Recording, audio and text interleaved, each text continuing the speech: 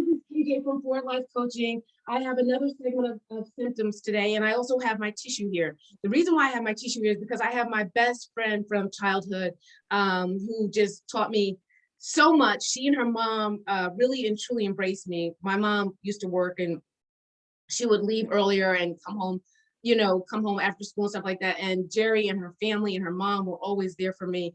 And we will share some funny stories because we were funny, Jerry. Daggone it, weren't we? We were funny. We were awfully cute. Yeah. But on a more serious note, the reason why we're here today is this is for the segment of Forward Life Coaching called Symptoms. And Symptoms, Forward Life Coaching is under the parent company Beyond My Expectations, which talks about the social, physical, and cognitive skill strengthening needed for readiness. And sometimes when these symptoms are missed, we miss the opportunity for readiness to achieve our greatest success. Just a little bit about symptoms and misdiagnosis. So I wrote this cheat sheet right here. Please forgive me. I was so excited about seeing Jerry until I just, But just FYI, in the US, approximately 12 million people are affected annually by a misdiagnosis. 40,000 to 80,000 persons die annually from a misdiagnosis. And women and minorities are 20 to 30% more likely to be misdiagnosed. And this is according to healthline.com where I gathered this information. So today what I wanted to do was I wanted to talk about ITP. It's immune, here we go, I don't want to mess it up, immune thrombocytopenia, right? Yes. All right. Work with. See, that Jerry's always there. She's got my back. So ITP, and the reason why I want to talk about ITP is because my son Jay, I don't know if you guys know this, but when my son Jay was born, he was born with Pataki, and ITP was always a concern for us with regards to the red blotches that he had on his face and the bruising and etc.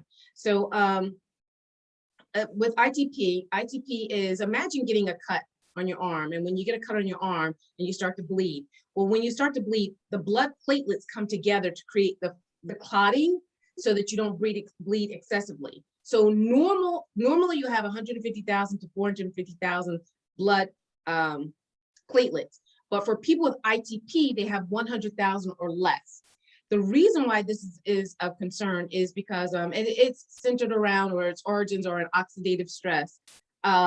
The reason why this is of concern is because when it's not addressed, it can actually lead to a brain bleed. So there's an extreme seriousness with this condition. 1 in 7 persons are actually misdiagnosed with regards to ITP, and that can lead to a series of, doctors, et cetera, et cetera, et cetera. Some of the symptoms of ITP are fatigue, bruising, the Pataki that I mentioned beforehand on the face, and it can even lead to like blood blisters. So it can extend. There are 3 phases of ITP. The first one is acute, then there's persistent and chronic is 12 months or more. So that's the general gist of ITP. You can test for it with CDC or bone marrow, and there are other extensive tests that can be done to ascertain this. So I wanted to talk to Jerry today because Jerry has always been my resource for everything. I'm just gonna give a little code. I remember calling Seton Hall, but anyway. But Jerry has always been my resource for everything, and just lots of laughs. And I figured that she can provide some light on how to actually find out about the condition and also treat the condition. Okay, so my son has ITP. He was diagnosed right before his 5th birthday. Because it's autoimmune, nobody really knows why or how somebody will develop this disorder, and it's a blood platelet disorder. What happens is people confuse it with anemia. Anemia, you don't make platelets. ITP, you do make platelets, but your body destroys the platelets faster than you can make them, almost like a Pac-Man, if you will. So when my son was bruising terribly, I had taken him to the pediatrician, and they told me that he was just a very active 5-year-old little boy and that I shouldn't be concerned. So about a month or so goes by, and he had bruises on his little body that were the size of softballs. And I brought him back to the doctor, and I said, there is something wrong. You can't tell me he's just an active little boy. There's tons of active little boys that don't look like him with these bruises. They sent us over to the hospital for a complete now you got me all, the CBC, where his platelet levels were at 2. Now, like you said, 150 to 450 is the normal range. He was at 2. Wait, So wait. Two out of 100? 150,000 to 450,000 is considered a normal range. His platelets were at a 2. He didn't have any. Holy jeez. So they immediately put him in the hospital. They did infusions. They did a CAT scan to make sure that he didn't have any brain bleeds. Then they immediately gave him a medication called IVIG. Oh no, I'm sorry, that was Winro, which is it's like a gamma globulin kind of treatment that boosts your platelets. So his platelets had gone up from there. We started going back to the hospital every 4 weeks for blood work for him, just to monitor where his platelets were. The Winro stopped working. So then they switched him to a medication called IVIG, and that worked for a little while, but these treatments are only like Band-Aids. What they do is they will up your platelet, you'll boost your platelet levels, because what that does is it forces your bone marrow to pump out more platelets at a quicker pace, so your body can't destroy them as quickly as you're producing them. And then after about 6 weeks, his platelets would drop again. So he'd go back into the hospital for more treatment. So we were at the hospital every 4 to 6 weeks for years for treatments. Then finally, they told me that they wanted to remove his spleen. He was about 7 or 8 years old at the time, maybe 6 or 7 at the time. They wanted to remove his spleen, and there was a 70% chance that if they did remove his spleen, that the spleen could be filtering out the platelets and that might cure him. So I said, for a 70% chance, I don't feel comfortable removing a body part from my 7-year-old. So they said, well, if you don't, and I'm not going to mention any hospital names or anything, but they said, well, if you don't follow our protocol, I'm sorry, you're going to have to leave our practice. So I contacted all different doctors. I found this wonderful Jerry. This wonderful man who is now since retired, Dr. James Bussell out of Wells Cornell in New York. And when I called him and I told him what was going on at our current doctor's office, hematology oncology, he said, come right in. And I said, now? He said, where are you? I said, New Jersey. He said, I'll see you when you get here. So I put Jason in the car. We went right into New York. He met with Jason. At that time, there was, oh, well, let me backtrack a little bit. There's another medication called, I can't remember now what it's called. It slips my mind. Rituxan. And Rituxan is a medication that has really bad side effects. And the doctor told me, the original doctor told me that my really only choices were to do the Rituxan or have his spleen removed. So my husband and I talked about it. We decided we were going to do the Rituxan. It's a series of 2 days in the hospital of intravenous medications over like a different couple of courses. And they monitor them very closely because there's a lot of allergic reactions to this medication. So I was nervous as heck. Jason goes in for his first round of Rituxan, ends up having an allergic reaction that caused him to have chemically induced meningitis. His brain started to swell. They immediately pumped him full of antibiotics and had him on liquids and everything else, and we never went forward with that. So then that's when the doctor told me that the only other option would be to remove his spleen. I said, you know what, I'm done with you people, because all you're doing is hurting my son. You're not helping my son. So that's when I found Dr. Bucel. Dr. Bucel, and it was perfect timing. He was renowned. You can Google him. He is, but he's retired now, an amazing human being, an advocate for kids with blood disorders, whether it be ITP, sickle cell, cancer, anything. He was doing a study for a new medication, and the abbreviation is called Nplate. It's N-Plate. And what it is, it's an injection, almost like an insulin shot. It's not something that you have to be hooked up to machines. It's a little tiny needle. And a lot of states now, you can do it on your own. In New Jersey, you can't do it. Right, in New Jersey, you still can't. So when he started Jason on Nplate, Jason was about, I want to say he was about 10-ish, 9 or 10 years old when he started on Nplate. And with Nplate, you get the shipments delivered to your house. It's in little vials, just like an insulin vial, and you can play with the doses. So that's probably why the nurse had to come to our house. He got an injection once a week, and she followed very closely with the doctor, and they played with his levels until they got his cocktail perfect. So his platelets, every time we went for blood work, were anywhere between 150 and 200,000 because of this Nplate. Now, Dr. Bucel, so he was able to, and he was the kid in elementary school that had to eat lunch in the library, that had to eat lunch in the art room, that wasn't allowed to go out for recess, that, because if he got hit or banged or knocked around, he would immediately have to go to the hospital for a CAT scan, because we never knew at that point in time where his platelet levels were. So anyway, so now that he's on this Nplate at that age, he was able to resume just like a normal kid. We got him involved in soccer. He swam. He learned how to ski. He just became like everybody else, except for after school, he had to come straight home because the nurse was waiting for him to give him his injection, which was totally fine. We would rather have had that. So anyway, fast forwarding, he's now on this Nplate for quite a few years.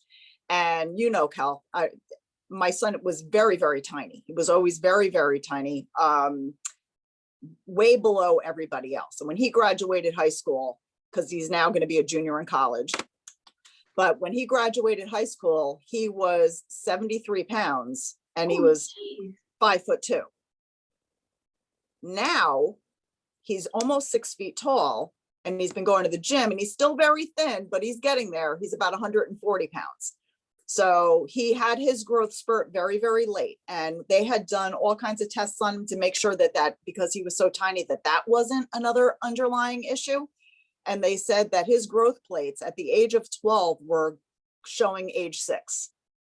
And that they estimated when he finished growing later on, that when he was about even 19, 20, 21 years old, that he would shoot up past 6 feet tall. And he's almost at 6 feet tall now. And he just turned 20 the other day. So the doctor was absolutely right. And he said, because Jason is going to have such a late growth spurt, he said, I'm willing to bet you that when he starts going through puberty and has his growth spurt, ITP is going to go away. He said, so we're going to keep him on Nplate, and we're going to keep playing with his doses. And when he becomes a little bit older, like later on in high school, we're going to start weaning him down very slowly and see if he can maintain his platelets. And he did. He has been off all medications since April 2017. He just turned 20, June 5th. He is a beautiful, bright, wonderful, caring, and I think because of everything he's been through in his life, now I need a tissue. He is so compassionate, and he is going to school for criminal justice. He wants to work with the less fortunate, and he just wants to do everything he can to help others. And he was always the first kid in school to raise his hand when somebody wanted to ask questions. He's like, I have ITP and I'll tell you all about it. And he would love to tell his story, because he wanted people to understand that he wasn't the weirdo kid who had to go to the library to have lunch. It was a life or death situation for him. And the wonderful thing about it is when the teacher used to say, Jason has to go to the art room today to have lunch. Do we have any volunteers that want to go with him? The entire class raised their hands. They all wanted to be with him. And he's got a tremendous amount of friends and a wonderful circle of peers. And I am extremely blessed that everything worked out for him the way it did, and that it has molded him and turned him into the wonderful young man that he is today. I'm very, very proud. Unfortunately, there are so many out there that aren't as lucky. And I do believe that as a parent, it's your obligation and it's your right to ask questions. Just because a doctor gives you information, do your research, ask those questions. And if you question the doctor, there's nothing wrong with that, because you deserve answers and you have to be your own advocate. Because look what happened with Jason. If I just said to the doctors, okay, remove his spleen, the kid would probably still have ITP and he'd have no spleen. So you have to ask questions and you have to be your own advocate. And you have to be the advocate of people that can't speak for themselves. Yes. Yes, So yes. that's my story. Phenomenal. Phenomenal. Yeah. I mean, this, it all embodies who you are, because you are. I know that he got a lot of that chutzpah. From his mama. From his mama, because you were always the advocate. And I just remember even growing up, you were always the advocate for me. So you never laughed at me, you laughed with me. And we had some funny We laughed stories, together. some funny stories along the way. But I just remember your passion for making sure that things were done right. Always making sure that I don't know, you just took care of me. You just took care of me in so many ways. Even though we were the same age, you took care of me in so many ways. So I just, it's just, if it weren't for that doggone Mike Carnival. So How funny if he's listening. Yeah, I'm gonna find him and make sure he hears this, because Jerry and I were like best friends. We did everything in the afternoons, always together. And then Mike Carnival comes along and asks her out on a date. So then Jerry and Mike were, I just remember like the long hall in Central, where the library was, and you go down the end, and Jerry and Mike would meet, and Jerry would have to leave me to go be with Mike. And I'd be like, they'd be like, Kelly, you need a boyfriend. I'm like, I have a boyfriend. So I always had like 10 boyfriends because I didn't want to be the one without a boyfriend. So, and I remember Jerry trying to get me to date someone in particular. He's like, Kelly, all you have to do is hold his hand. I was like, I don't want to hold his hand. So, but yeah, I just so we need to call Mike Carnival. But can I share the one funny story? It is a funny about me, but can I share the one funny story that I will always remember? Yeah. Okay. So to this day, I wear very little makeup, right? And so Jerry's grandmother was the glam. I mean, like, she had the makeup, she had the jewelry, she had the stories about St. Croix. The red nails, the red lipstick. But yes, but where was it? St. Croix, St. Thomas? Where's she from? St. Thomas. St. Thomas. The stories about St. Thomas, and she was, she was funny and all this other kind of stuff. And so I was like, oh my God, Jerry's grandma is like really like, diva. So I want to be like that too. And everybody was wearing makeup and stuff like that. And I asked my mom, could I wear makeup? She's like, no makeup, no makeup. One day, I went to my mom's cabinet, right? And it was before school because she left early. And I went to my mom's cabinet, and because it was before school, and I got this thing. It was like a big old compact. And I seen how people put it on their face. So I put it on my face, all over my face and everything. And so I went out to the bus. I was waiting for everybody to tell me that they like my makeup, and like nobody said anything, and I'm like, okay, nobody's really talking. What's going on? So Jerry comes to the bus. I'm like, Jerry, and she looks at me, and I'm like, do you like my makeup? She's like, Kelly, you're pink. She said, yeah. She said, what'd you do to your face? I said, I put this stuff all over my face. And so she came to the house and looked. She's like, Kelly, that was rouge. That's not a foundation. So but the thing is, she helped me when we got to school. She helped me get it all off and everything, and made sure that I was cool and that kind of stuff. But I just, I remember that. Oh my God. I do. Oh my God, I'm crying. Like, I'm not gonna say why, but do you remember me calling you one morning? I was like, Jerry, I don't know if I'm dying. Can you help me? And remember you came to the house before school? Jerry, please help me. You're like, oh my God, Kelly, it's okay. Dr. Jerry, but But just all the fun stories. So Oh, such a I love blessing. you. I love it too. I love, oh my God, just everything. I just think about all that we went through. And I just as I was telling you beforehand, I know my mom and dad are looking over this. This Pataki, just really quickly, my story, really quickly, why it's also important to me is because when my son Jay was born, he was born with the Pataki. And my son Noah, he did the IVIG, and my 12-year-old nonverbal son, after half treatment, started to talk. Okay. And I know that because I'm a communications major. Yeah. So he, when they took it out, when they took out the IVIG, the nurse said to him beforehand, he would say, "What is your name?" He said, right? No audibility, no tonation, no, it was a whispery voice. It was utterances, not even approximations, but he would say it, but it would just be like, so imagine doing a whole sentence like that. People would get frustrated. So even though he could communicate, he wouldn't, because people didn't want to wait 5 minutes for him to say a sentence. So when they took the IVIG out, they said, the nurse said to him, she said, "What's your name?" He said, or I said to him, I said, "What's your name?" He said, "Noah Bibbs." I said, "No, honey, just give us a second because we're gonna take the IV out." I said, what is it that you want to do?" He said, "Embassy Suites now." I said, "Jay," I said, "No, you have to give him a second to take it out." He sat there and he waited. This is the same exact kid that used to run across highways. And I couldn't catch him because we were running across highways. But the doctor told me with the IVIG, it's every 6 weeks. And they said, as long as you exercise, keep them exercise, keep them moving, keeping that kind of stuff, that can extend it to maybe like, a 7th week or 8th week, not, a year. But so I really got my kids involved in physical activity to make sure that we were building up the muscles and, all that other kind of stuff so that they could extend it as long as possible. But anyway, so that was it. But the thing with IVIG, or the thing with ITP that really hit me was my son Jay. When he was born, like I said, he had the Pataki on his face, and my daughter Blake was beautiful. My daughter always got all the oh my gosh, she's so beautiful. Oh, and my mother had her dressed like a baby doll, so everyone was crazy. So when Blake was born, people were like, "Oh my gosh, she's so beautiful." When Jay was born, my friends came to the hospital and were like, "Oh, okay, congratulations. Where's Blake?" And so Jay was always that kid that was kind of overlooked.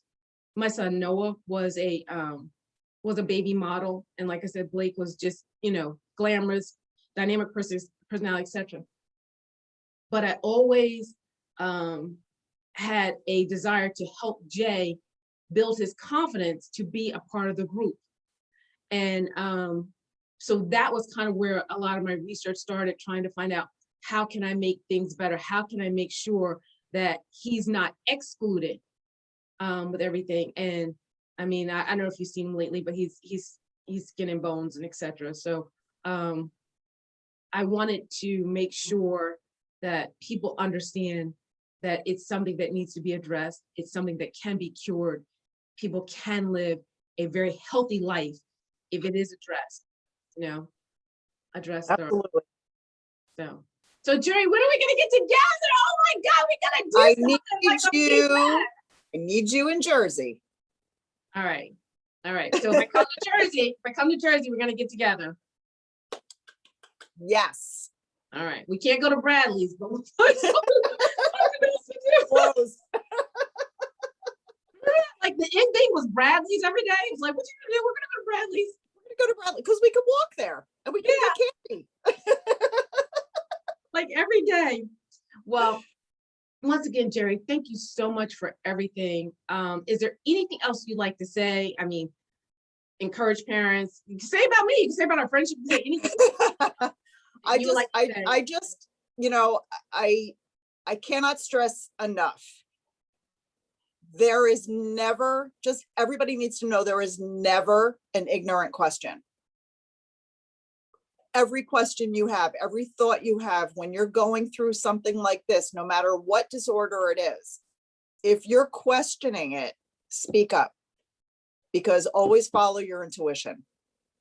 Always follow your intuition. You have to be an advocate for yourself, because doctors follow a script. And I'm not saying there's not phenomenal doctors out there. There are, but most doctors, they follow a script. So you have to just keep asking, keep pushing until you get the answer you want. Very, very important. Because I don't know if my son would be here today if I didn't. And I wish everybody lots of luck. Thank you. I love you. I love you too. We'll talk soon. Okay. And see, I brushed my teeth and everything, so I can do that today.